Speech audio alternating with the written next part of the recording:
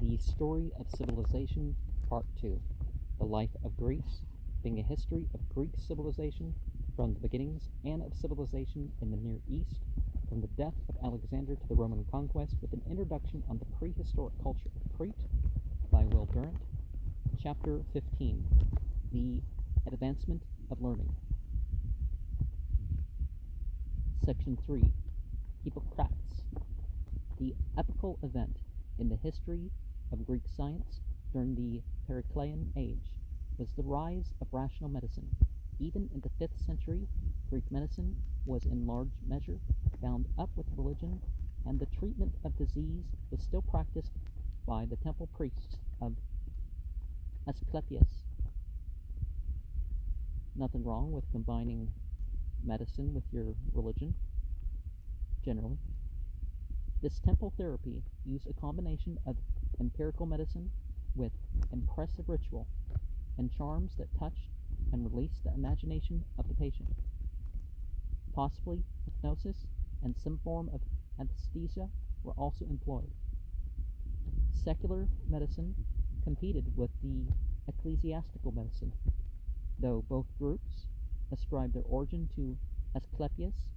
The profane Asclepiads rejected religious aids, made no claim to miraculous cures, and gradually placed medicine upon a rational basis. Now, just because a religious figure passed on some medicinal information, it of course doesn't mean that you have to pray to the saint or whatever. Muhammad also said some medically valid things, but no Muslim would worship him for it. Secular medicine in 5th century BCE Greece took its form in 4 great schools: at Kos and Cnidus in Asia Minor, at Crotona in Italy and Sicily, at Acragas. Empedocles, half philosopher and half miracle man, shared medical honors with the rational practitioner Acron. As far back as 520 BCE, we read of the physician Hippocrates, who, born at Crotona, practiced medicine in Aegina, Athens, Samos, and Susa, cured Darius and Queen Atossa, and returned to spend his last days in the city of his birth. At Crotona, too, the Pythagorean school produced the most famous of Greek physicians before Hippocrates. Alcmaeon has been called the real father of Greek medicine, but he is clearly a late name at a long line of secular medicos whose origin is lost beyond the horizons of history. Early in the 5th century BCE, he published a work on nature, Peri Phasios, the usual title in Greek for a general discussion of natural science. He, first of the Greeks, so far as we know, located the optic nerve and the Eustachian tubes, dissected animals, explained the physiology of sleep, recognized the brain as the central organ of thought, and defined health Pythagoreanly as a harmony of the parts of the body. At Cnidus, the dominating figure was Euphron, who composed a medical summary known as the Cnidian Sentences, explained pleurisy as a disease of the lungs, ascribed many illnesses to constipation, and became famous for his success as an obstetrician. An unmerry war raged between the schools of the Kos and Cnidus, for the Cnidians, disliking Hippocrates' penchant for basing prognosis upon general pathology, insisted upon a careful classification of each ailment. and a treatment of it on specific lines. In the end, by a kind of philosophical justice, many of the Canadian writings found their way into the Hippocratic collection. As we see Hippocrates in Suidas, his thumbnail biography, he appears as outstanding physician of his time. He was born in Kos in the same year as Democritus. Despite their far separated homes, the two became great friends, and perhaps the laughing philosopher had some share in the secularization of medicine. Hippocrates was the son of a physician and grew up in practice among the thousands of invalids and tourists who came to take the waters in the hot springs of Kos. His teacher, Herodicus of Silambria, formed his art by accustoming him to rely upon diet and exercise rather than upon drugs.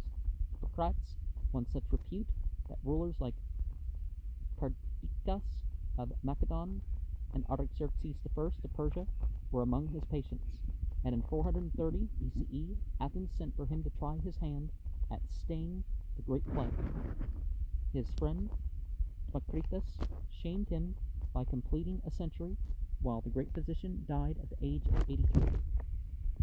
Nothing in medical literature could be more heterogeneous than the collection of treatises anciently ascribed to Hippocrates. Here are the textbooks for physicians, counsels for laymen, lectures for students, reports of researches and observations, clinical records of interesting cases, and essays by sophists interested in the scientific or philosophical aspects of medicine. The 42 clinical records are the only examples of their kind for the next 1700 years. I don't know if that's true, maybe in Europe though, because in Asia, North Africa,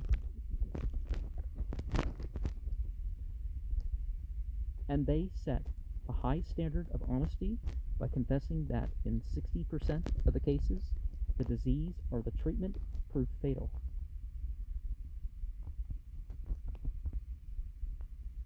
Now, they're showing in that to be more common with some of these high-risk things that they're doing nowadays. Well, not to that percent, but half that. Of all these compositions, only 4 are by general consent. From the pen of Hippocrates, the aphorisms, the prognostic, the regimen in acute diseases, and the monograph on the wounds in the head. The remainder of the corpus Hippocraticum is by a variety of authors, ranging from the 5th to the 2nd century BCE. Much like the Bible, other than Paul, we really don't know. Although a 2nd century Matthew, Mark, Luke, and a John in the 90s seems to be actually the case, but we actually don't have anything from Paul, so we don't know who wrote that. There is a fair amount of nonsense in the assortment, but probably not more than the future will find in the treatises and histories of the present day. Much of the material is concentrated and takes a loose, aphoristic form, verging now and then upon Heraclitan obscurity. Among the aphorisms is the famous remark, "Art is long, but time is fleeting." The historic role of Hippocrates and his successors was the liberation of medicine from both religion and philosophy. Well, a lot of what we call science is really philosophy of science. So you don't want to get rid of that, because philosophy is how you work the facts, how you figure out facts based on facts and all that stuff, or what we assume to be facts. Occasionally, as in the treatise on regimen, Kerr is advised as an aid, but the page-by-page tone of the collection is a resolute reliance upon rational therapy. Now, we do find that regardless of what people pray to, it makes a positive difference in terms of people's ability to heal and stuff.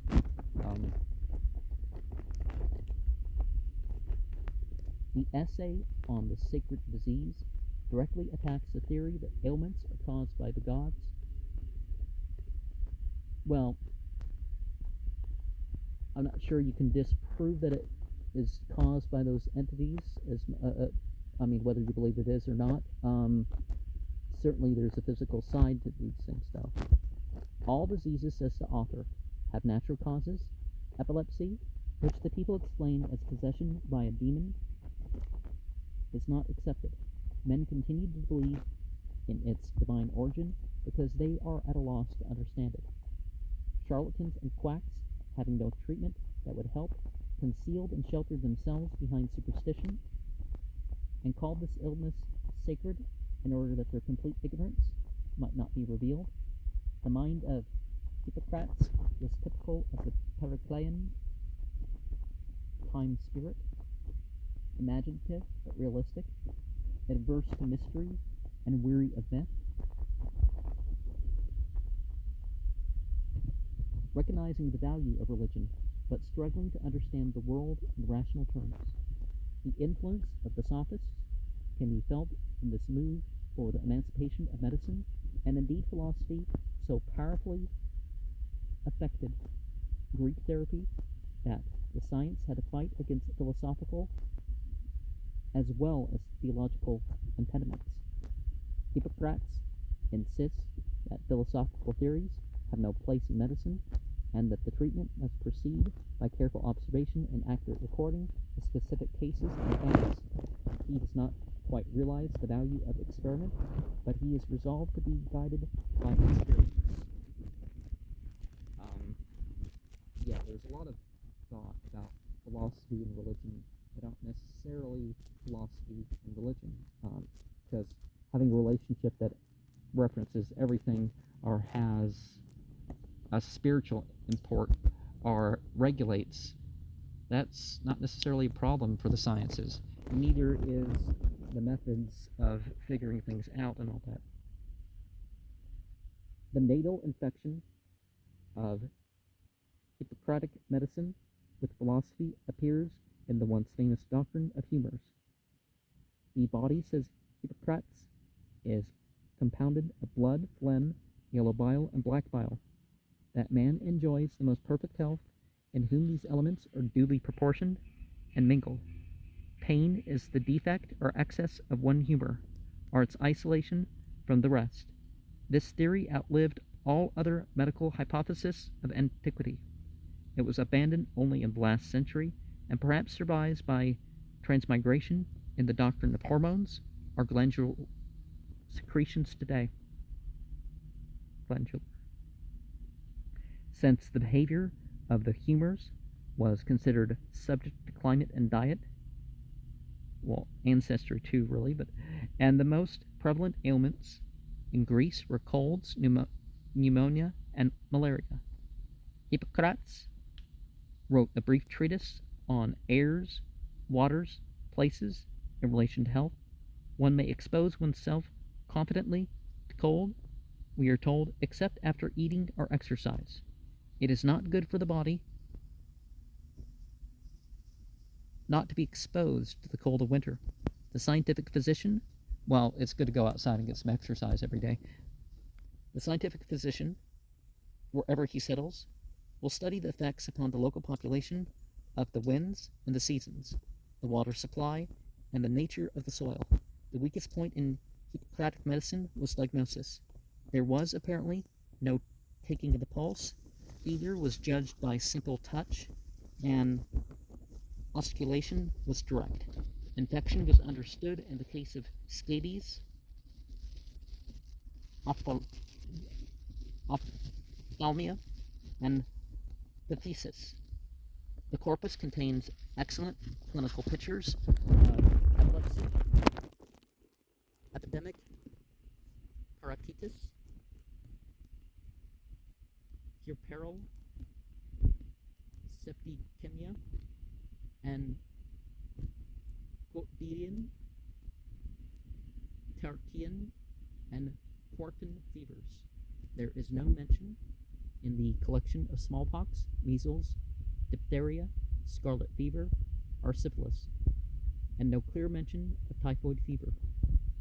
The treatises on regimen moved toward preventative medicine by advocating pro-diagnosis, an attempt to catch the first symptoms of disease and nip it in the bud. Hippocrates was particularly fond of prognosis. The good physician, he believed, will learn by experience to foresee the events of various bodily conditions and be able to predict from the first stages of a disease the course that it will follow.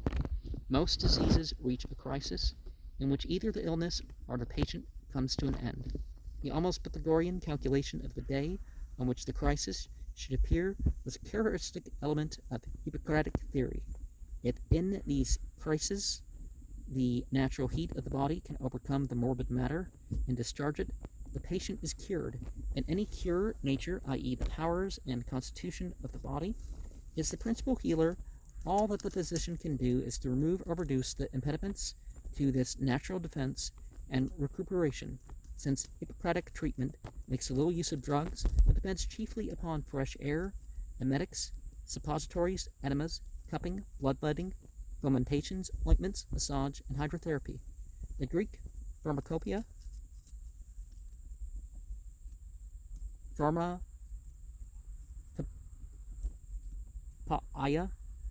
was pharmacopoeia. Okay, I think that's how you're supposed to pronounce it in English. Was assuredly small and consisted largely of purgatives. Skin troubles were treated with sulfur baths and by administering the oil of dolphin livers. Like a healthy life, Hippocrates advises, and you are not likely to fall ill except through epidemic or accident. If you do fall ill, proper regimen will give you the best chance of recovery. Fasting was often prescribed if the strength of the patient allowed, for the more we nourish unhealthy bodies, the more we injure them. In general, a man should have only one meal a day unless he have a very dry belly. And I thought that in general we don't make that claim. It's best to have a couple meals. Like when a Muslim fast, there's pre-dawn meal and there's the breaking fast meal. And for a lot of people, there's the post extra night prayer meal. So they still end up having 3 meals, but then they get sleep in between meal 2 and 3. Anatomy and physiology made slow progress in Greece and owed much of this to the examination of animal entrails and the practice of augury. A little brochure on the heart in the Hippocratic collection describes the ventricles, the great vessels, and their valves.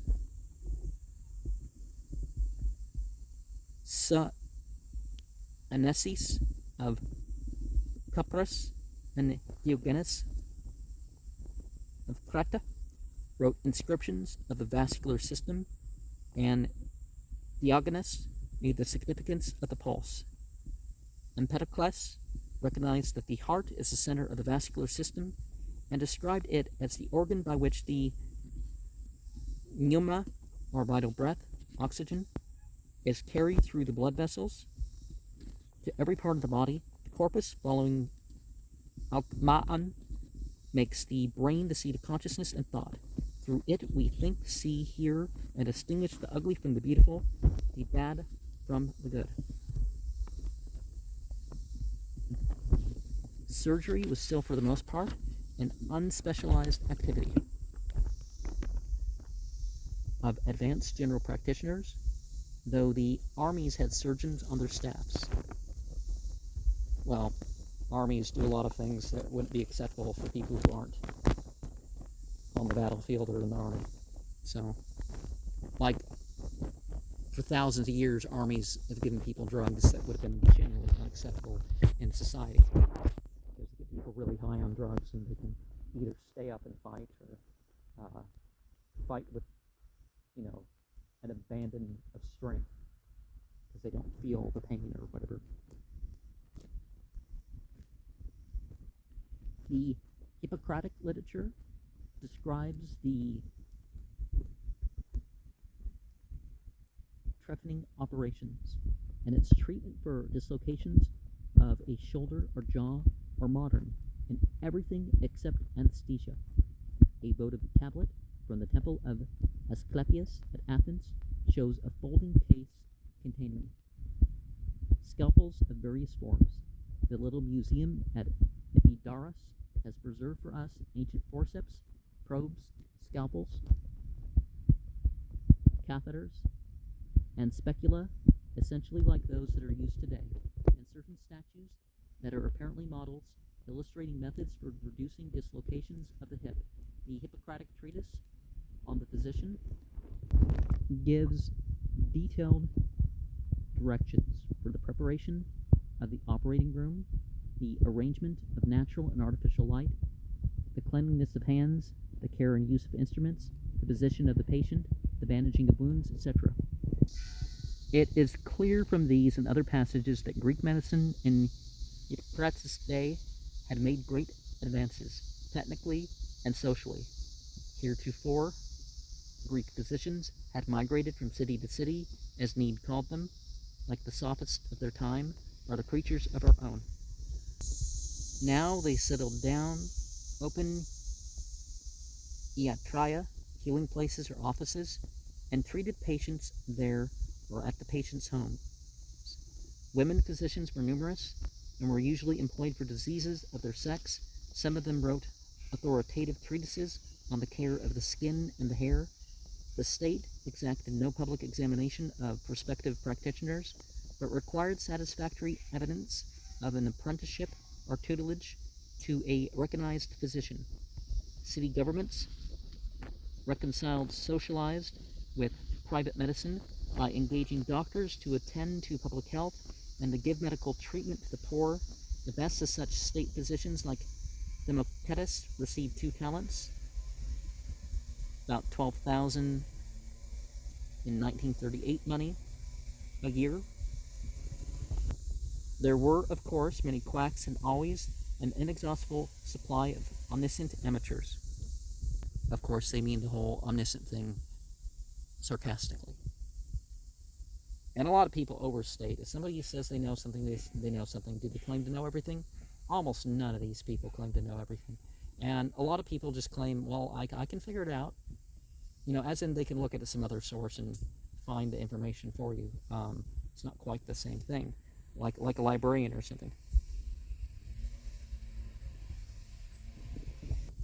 The profession, as in all generations, suffered from its dishonest or incompetent minority, and like other peoples, the Greeks revenged themselves upon the uncertainties of medicine by jokes almost as endless as those that wreak their vengeance upon merit. Yeah, don't be insulting to people in your jokes. Hippocrates raised the profession to a higher standing by his emphasis on medical ethics. He was a teacher as well as a practitioner, and the famous oath ascribed to him may have been designed to ensure the loyalty of student to his instructor. The oath is regarded as deriving from the Hippocratic school rather than from the master himself, but Heraclian, writing in the 1st century of the Common Era, attributes it to Hippocrates. Is it HS or... See, I don't have the Greek characters for some of these things either memorized or in front of me, so, you know. The Hippocratic Oath.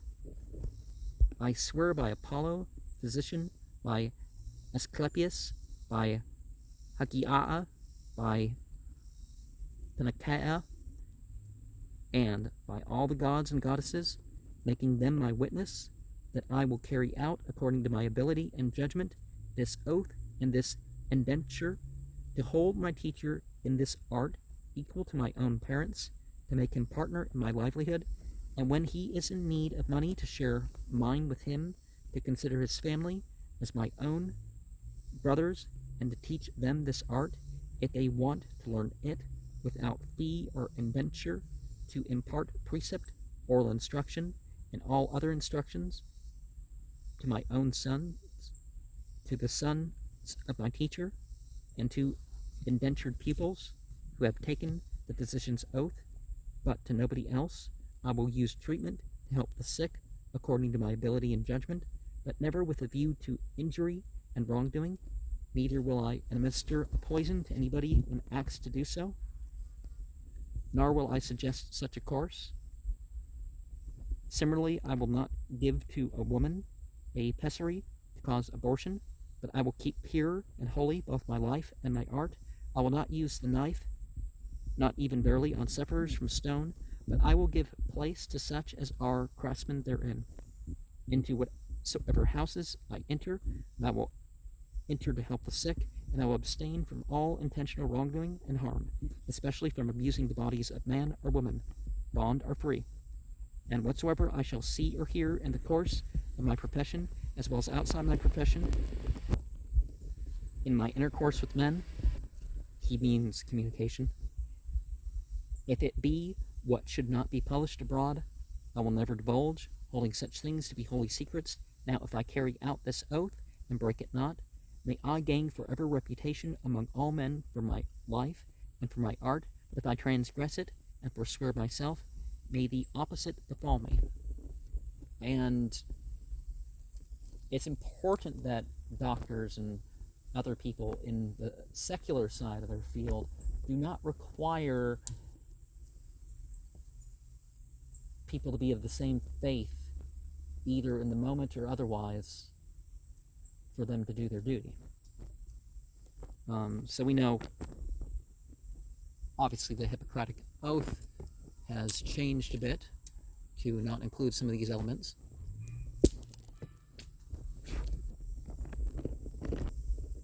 The physician, Hippocrates adds, should maintain a becoming exterior, keeping his person clean and his clothing neat.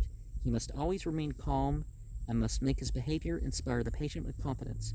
He must keep a careful watch over himself and say only what is absolutely necessary when you enter a sick man's room. Bear in mind your manner of sitting, observe arrangement of dress, decisive utterance, brevity of speech, composure, bedside manners, self-control, rebuke of disturbance, readiness to do what has to be done. I urge you not to be too unkind, but to consider carefully your patient's superabundance or means. Sometimes give your services for nothing, and if there be an opportunity of serving a stranger who is in financial straits, give him full assistance, for where there is love of man, there is also love of the art. If in addition to all this the physician studies and practices philosophy, he becomes the ideal of his profession. For a physician who is a lover of wisdom is the equal of a god. Now, of course, we have to look at what does God mean, right? Greek medicine shows no essential advance upon the medical and surgical knowledge of Egypt 1,000 years before. The various fathers of medicine in the matter of specialization, the Greek development seems to have fallen short of the Egyptian. Another point of view, we must hold the Greeks in high esteem, for not until the 19th century of our era was any substantial improvement made upon their medical practice or theory. In general, Greek science went as far as could be expected without instruments of observation and precision and without experimental methods. Well, there's indication that things were done left and what probably would have been done left and right and over time, but not in the quite in the modern way, you could say. It would have done better if it had not been harassed by religion and discouraged by philosophy, and likewise if it figured out how to get along. At a time when many young men in Athens were taking up with enthusiasm the study of astronomy and comparative anatomy, the progress of science was halted by obscurantist legislation and the persecutions of Anaxagoras, Aspasia, and Socrates, while the famous turning around of Socrates and the Sophists from the external to the internal world, from physics to ethics, drew Greek thought, from the problems of nature and evolution to those of metaphysics and morals. Science stood still for a century, while Greece succumbed to the charms of philosophy. And sorry if I didn't catch all the disturbance. I was definitely trying to minimize the sounds in the background, but of course I have no control of what happens on adjacent properties.